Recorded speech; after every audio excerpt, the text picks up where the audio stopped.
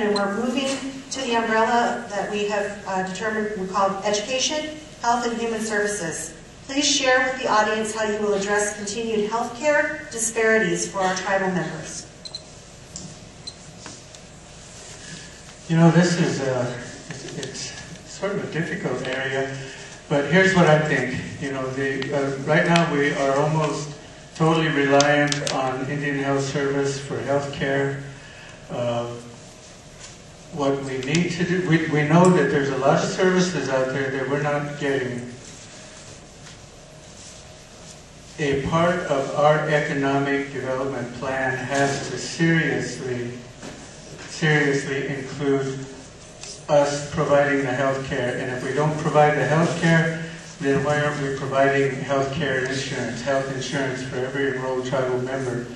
There was an opportunity for that recently, maybe to address that, but that didn't come into fruition. I did hear some talk on that might be something. But that's the reality. We have to sit down with Indian Health Service and negotiate, but they're not the sole provider. We can use the monies that we generate from the tribe to offset. And I tell you what my big goal is. My big goal is to get a dialysis center here. I've heard too darn long, it can't be done, it can't be done. And I've heard all the barriers. And to me, those barriers are not barriers, those are challenges. We need that dialysis center here. And if we look at it, not just the tribal dialysis center, but a regional dialysis center, we're going to be bringing in money from other areas as well, from other sources to help fund that. Thank you. Thank you. Candidate Killsback, healthcare disparities. You know, I am the vice chairman of the National Indian Health Board, which is a national organization advocating for healthcare in all of Indian country. And we have an opportunity coming forward with Obamacare, with the Affordable Health Care Act, which includes the Indian Healthcare Improvement Act as part of its legislation. We have an opportunity to capitalize on a health insurance mandate that could coincide with third-party reimbursements that could generate revenue for our tribe. We are already lacking the know-how to capture these third-party reimbursements. If most of our community is unemployed, that means they're eligible for Medicaid and Medicare. If they utilize our service unit here, we're supposed to be reimbursed for that services. That's revenue. What I would do is I would make that service unit over here, not IHS, I'd make it tribal. So we can then see the fruition of healthcare dollars. On the other hand, the idea of a dialysis center, I think the other way, because you've seen a paradigm shift in Indian country in regards to healthcare. It's all about prevention. I would move forward with the development of a wellness center, okay? And there was plans already developed to do this, for a gymnasium, swimming pool, track, weight room, saunas. Why not prevent these health disparities instead of putting a Band-Aid on it and having us deal with it then? That's the change in the paradigm of thinking, the way of thinking. We need to start thinking about prevention versus the Band-Aid method of the way IHS is working now. And I understand it's not just IHS, it's SAMHSA, it's CDC, it's all these other programs that provide us grants and contracts to provide services. But I think if we move forward with prevention for our younger generation, we won't need a dialysis center. Let's put a dialysis center out of business. Thank you. Next question. Candidate Killsback, please hold your applause. Candidate Killsback, 2 minutes. There has been much emotional discussion recently in the community about our animal problem, including both livestock and dogs. How will your administration work to manage these issues? I tried to pass an ordinance twice, and it was called, first of all, it's called the Closed Range Ordinance. It didn't pass because I didn't work with the operators on that, and it was early in my tenure as a council member. The second time we tried to pass it, it was considered a safety ordinance to deal with livestock on right-of-ways. We need to develop this ordinance. We need to implement it. The issues we have right now with the current livestock are twofold now. It's because of compliance, and it's because of the fires. Okay? Compliance is a major issue. Right now, the grazing board is reestablished and took our authority over the livestock. And I think we need to work with both the ranchers and, the governments and the families who have lost loved ones or been in accidents to look at a law that can address accountability for animals and trespass. It's a safety issue. The ordinance included an impound process, an investigation process for cutting fences. It was pretty comprehensive. We learned it from the Arapaho, we learned it from the Crow, but we couldn't get it passed because of politics. We need to look past politics. It's not a political issue, it's a safety issue. And the other issue about the dogs, I would look at, Land Authority did support the recent, about 5 years ago, the plan for a dog pound.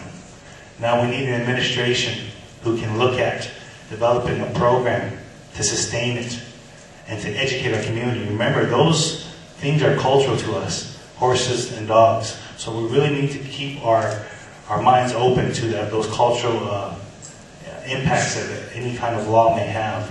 But I do agree with the safety of our community. Children getting bit by dogs. I think I would pass laws to address that. Thank you. Candidate Robinson, our animal problem.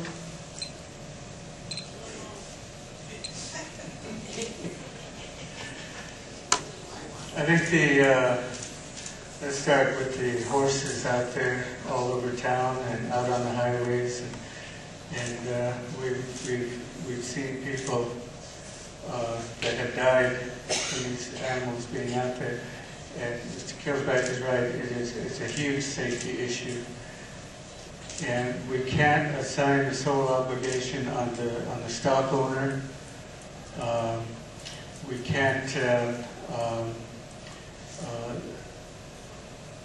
We certainly can't blame the animals for being out there. I think that there's a number of things that we can do. One, we can look at the laws, but the laws are only good if they're enforced, and we all know that there's not enough police officers. I'd like to bring back the tribal range officers who would be able to get out here and round up these animals and hold them, and then charge the owner for them when they come to get them, and then sell the animals if the owner don't come get them within a certain amount of time. But they really have to be off the highways. The other thing is, I think, fenced, the idea of a closed reservation.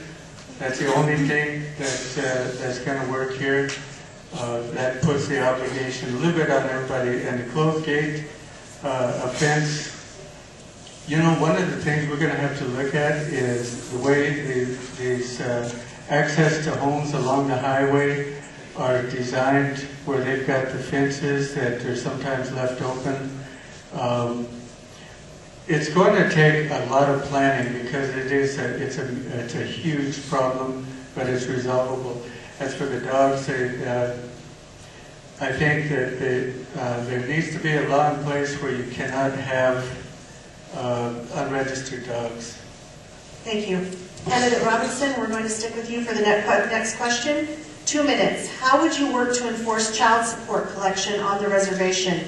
Would this be through the state, in which our sovereignty is relinquished, or would you exercise the tribe's sovereignty in this instance and create laws, policies, and an office?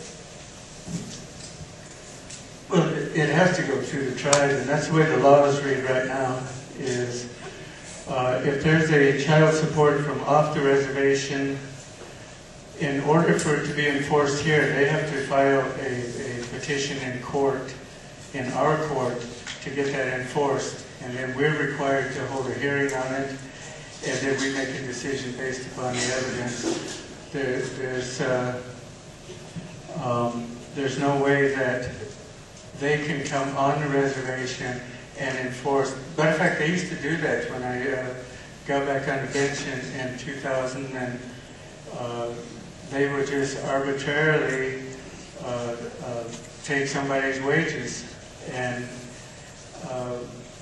we put a stop to that. We let them know that you got to go through the court, you got to go by our policies and procedures.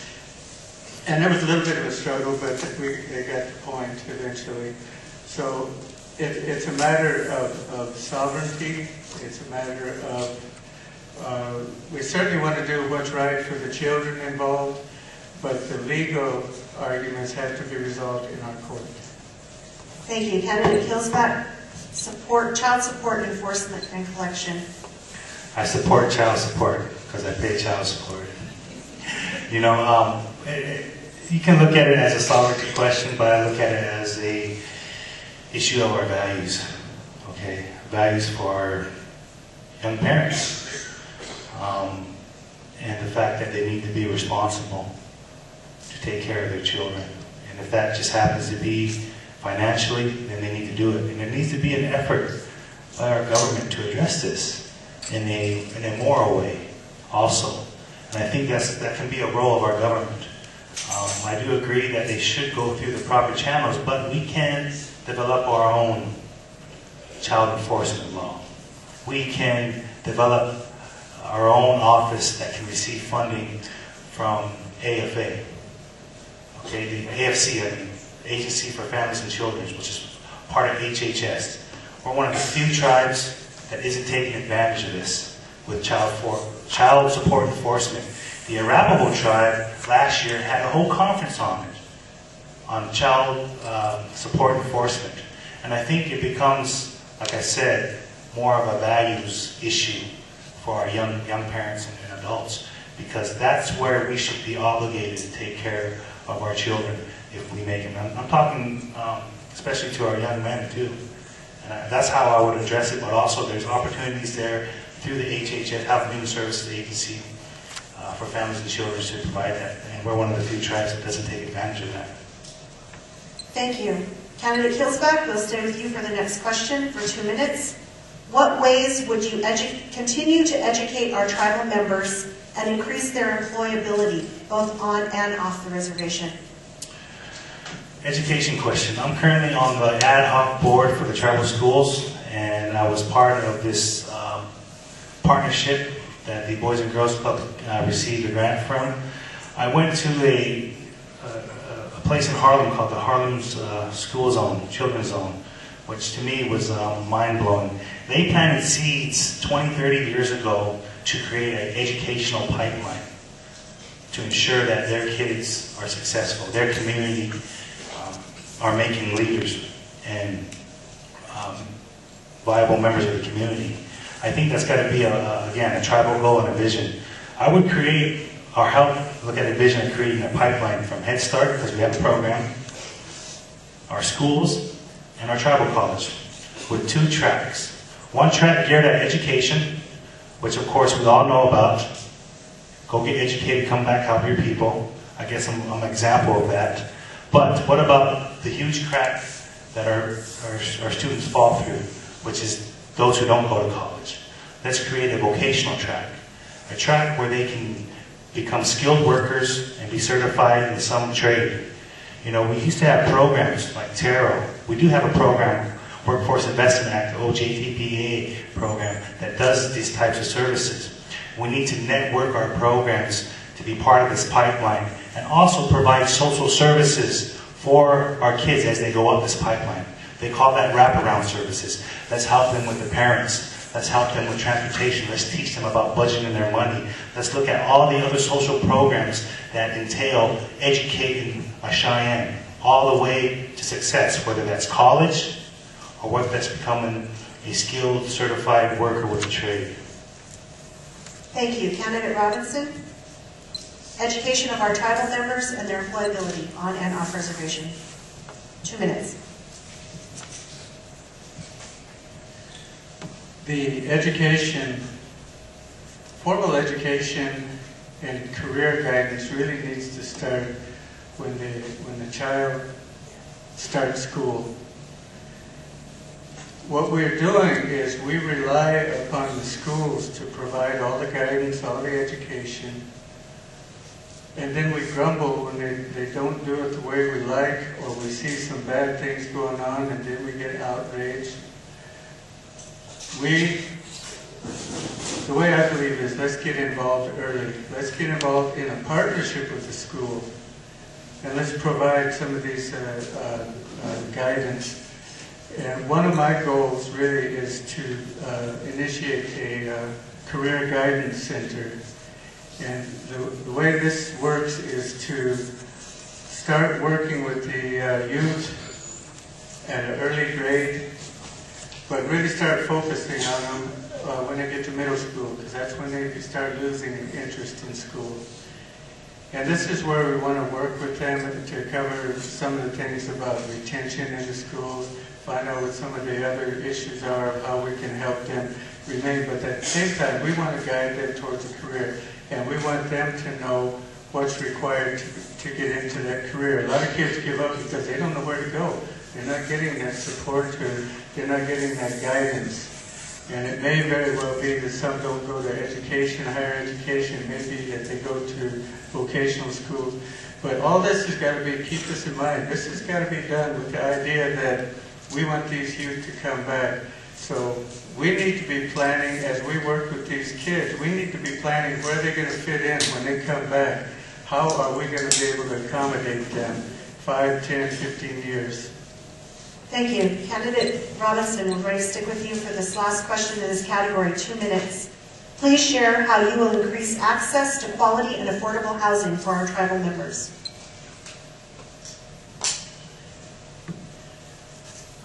One of the things I've noticed in Housing Authority is that the houses that are being designed were for large families. I mean, we've got 3-bedroom and 4-bedroom, there's some 5-bedroom homes, and these are really nice. But the goal is to accommodate large families, but we're missing something, because as they grow up, they may move out. Now, if you look around, the majority of our people are younger people. We've got singles, young couples, and small families. So why aren't we creating more affordable housing for this segment of people? And there's a lot of housing designs out there that are more affordable, that are easier to take care of, that are easier to heat, easier to pay for, and they're smaller. But why is it that we have to live in these great big homes? Now, in order to do this, this requires planning, and it requires zoning, which I'm a big proponent of. It also requires designing. I like the design of building houses and what they call pods, which are like in circles, creating small village communities, kind of like the way our villages used to be years back. There was some wisdom to that design. So we need to start thinking smaller, more cost-effective, and let's start taking care of the majority of our people who are the younger, smaller families. Thank you. Candidate Killsback, affordable and access to quality housing.